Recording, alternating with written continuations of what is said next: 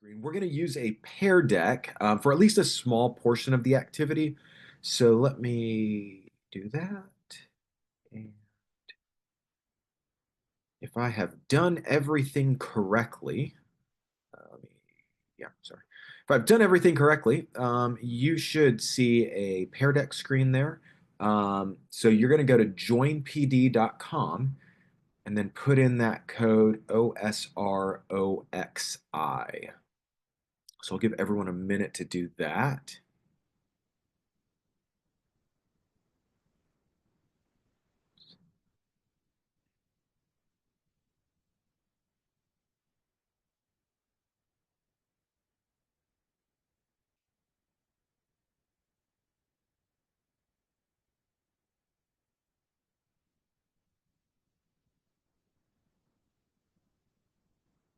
This activity that we are going to do is honestly, whether you teach, I know some of you might be teaching a history class, some of you might be teaching an econ class. I think one of my favorite things about the economic demise of the Soviet Union curriculum is that it works for either course. If you're in your world history class, when you get into the Soviet Union, you can teach it from the economic viewpoint, along with the historical viewpoint. If you are teaching an econ class, as you're talking about different market systems, whether it's capitalism or more command, you can bring this in. That's how I do it, is I incorporate it when I talk about the different economic systems. If you're teaching a US history class, you can certainly get it in there. Also, when we're talking about the rise of the Soviet Union and the Cold War, you can fit it in there also. So lots of different places where this curriculum can fit in. So I will give another 30, 40 seconds here to join, take a drink of water, and hope that the voice holds me for the next 30 minutes.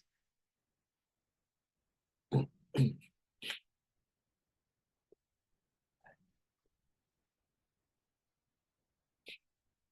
got about more than half of you, still waiting on about 8 or 9 more.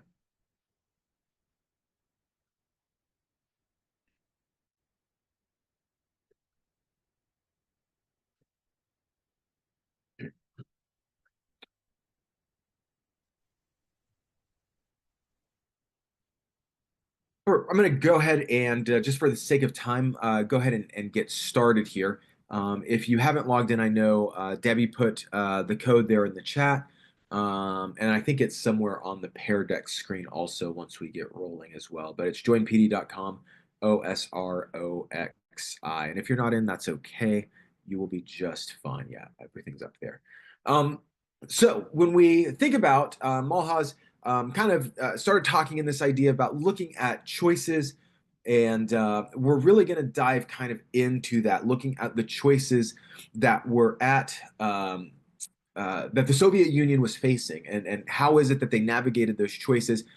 Because regardless of who or what place in the world you're in or who you are, is you are going to face choices, and there's all sorts of different incentives that are going to kind of guide you along making those choices throughout. So we're going to be thinking about opportunity costs.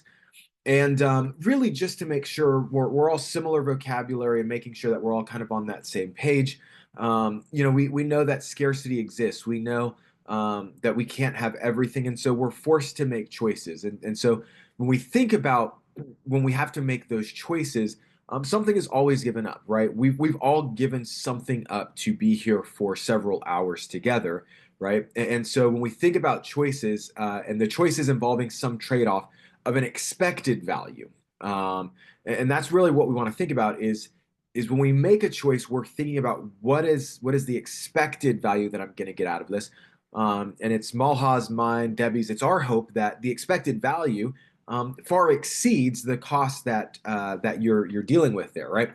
And so the opportunity cost, the value of the next best alternative given up when a decision is made. So let's maybe think about this, and you're going to use your pair deck there. But when your alarm went off this morning, what choice did you face? Why did you have to make this choice? List your two best alternatives in the pair deck response box and briefly list the benefits of each. So in your pair deck, there's a place where you can hit answer, for what it says, like answer prompt or something like that. But type in your answer there. When your alarm went off this morning, what choice did you face? I'll give everyone, I don't know, maybe a minute, minute and a half to do that. And we're going to look at some responses.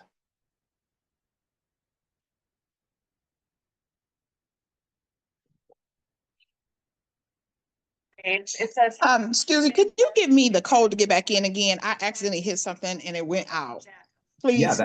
that code is OSROXI. Yellow, orange, red. So that's what I. Thank you. Yep.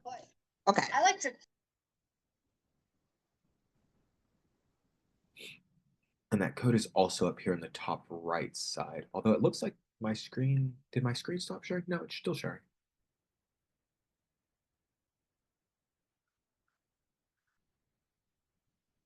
All right, let's take a look at some responses that we have here.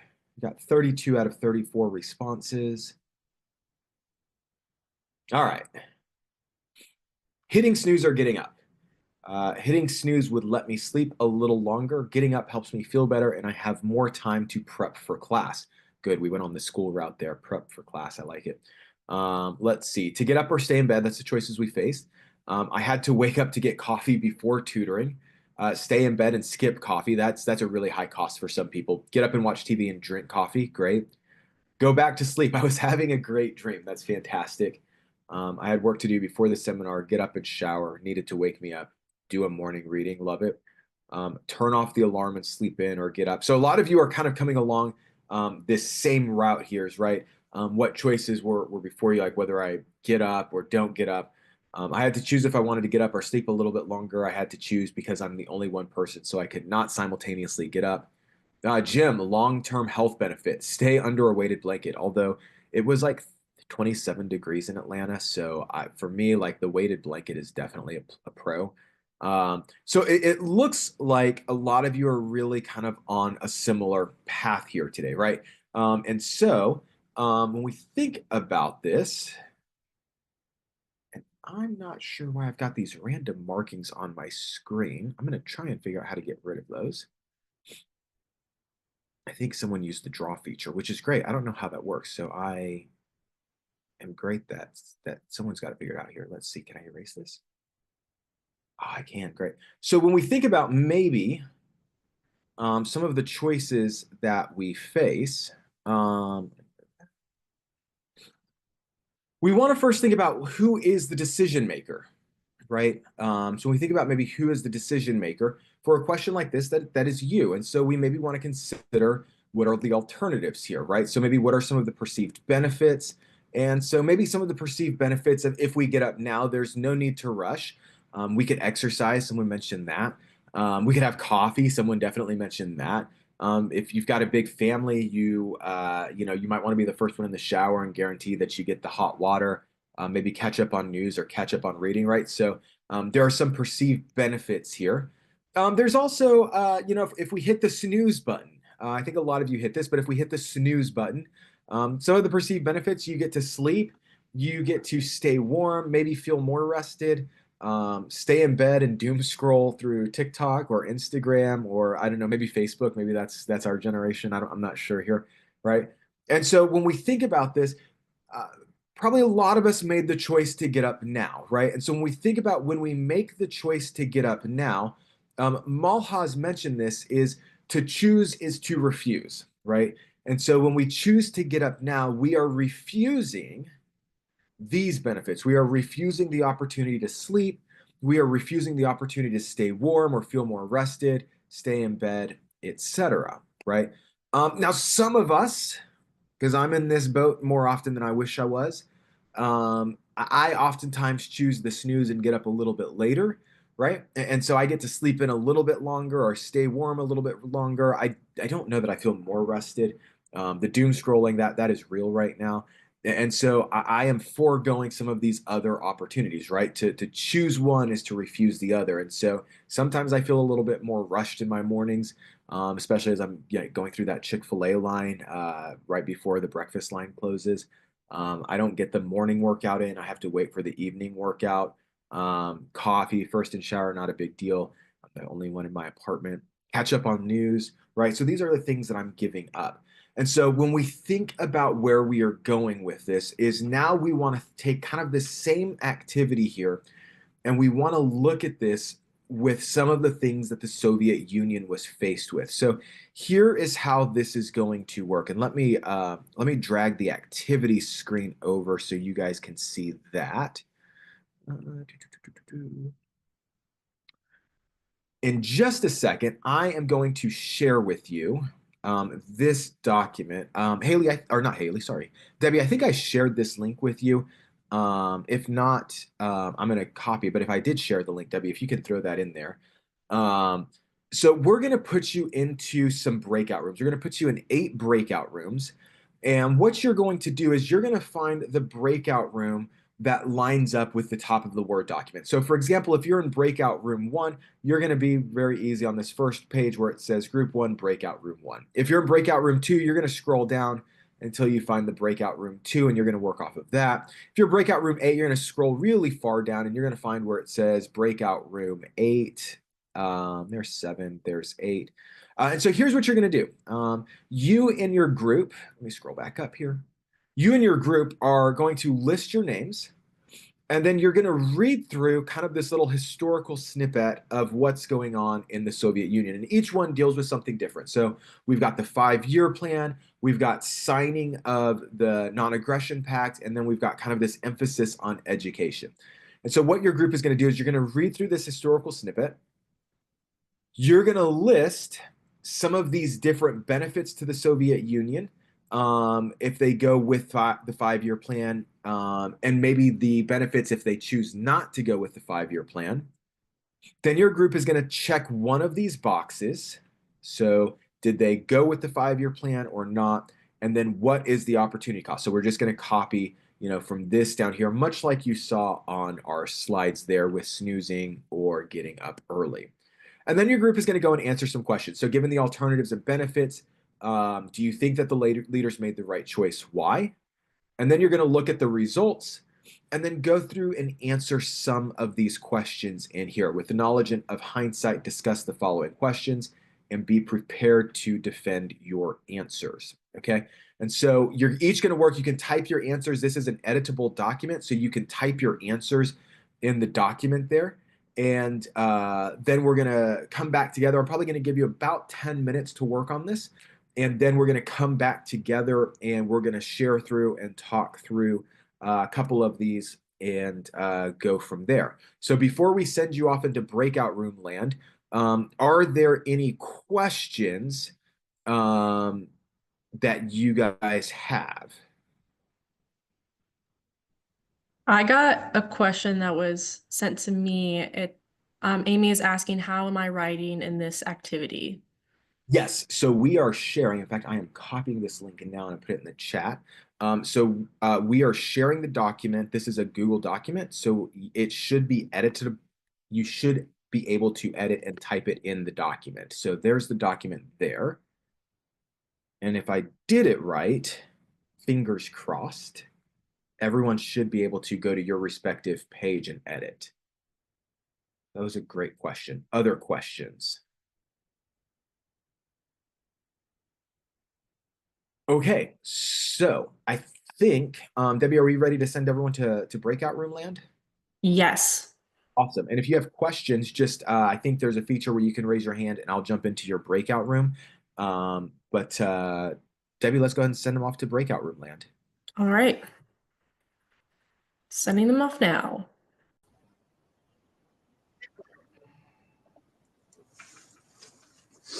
Welcome back, everybody. If your group didn't finish, that is a-okay. We know there wasn't a ton of time. And there's a lot that you could discuss on this. Give another 30 seconds or so, and I'm going to share my screen over.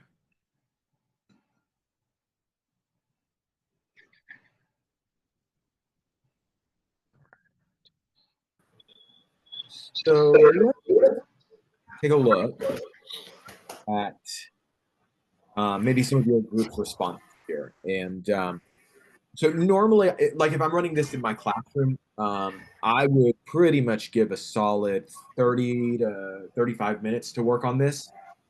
And then, and I teach a 55-minute class. So I'd give about 30 to 35 minutes to work on this and then have the back half and I'd let them discuss. If we had a little, probably if we had, another 10 minutes or so, I'd chime in and kind of let you guys discuss. But just want to kind of maybe take a look at some of this here. So our group one, which had the 5-year plan, and several groups had the 5-year plan, right? So we'll talk pedagogy in just a second.